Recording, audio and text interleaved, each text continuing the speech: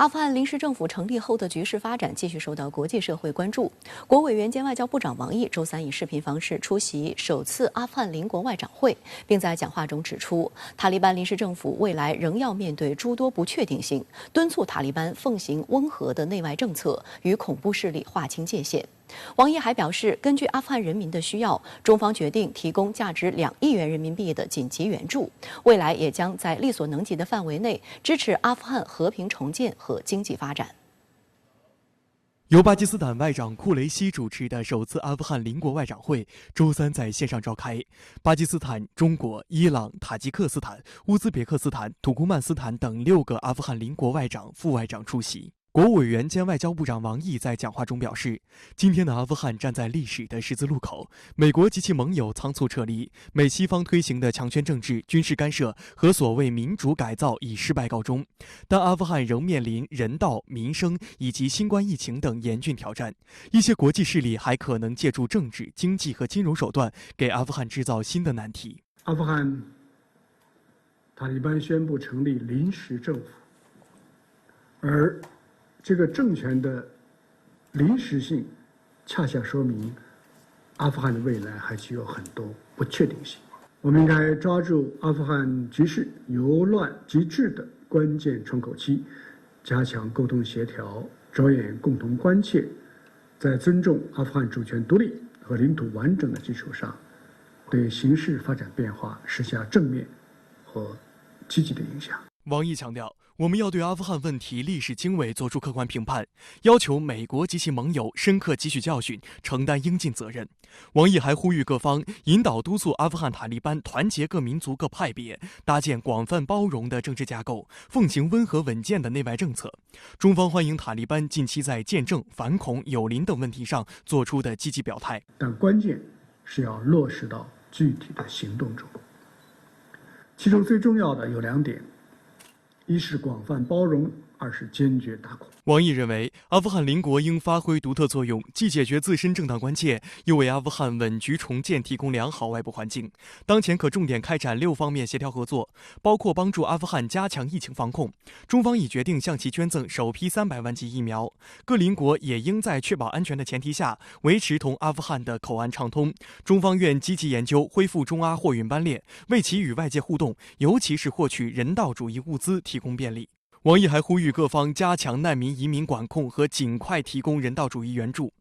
根据阿富汗人民的需要，中方决定紧急提供价值2亿人民币的粮食、越冬物资、疫苗和药品。待安全等条件具备后，中方愿帮助阿富汗建设有助于改善民生的项目，并在力所能及的范围内支持阿富汗和平重建和经济发展。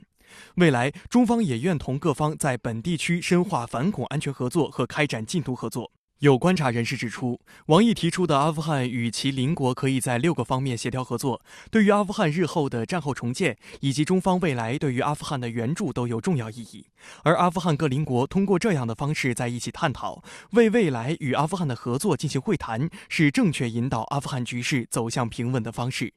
周四，外交部发言人赵立坚在例行记者会上介绍，本次外长会是阿富汗近邻国家合作应对阿富汗局势变化的首次尝试，也标志着阿富汗邻国协调合作机制的正式成立。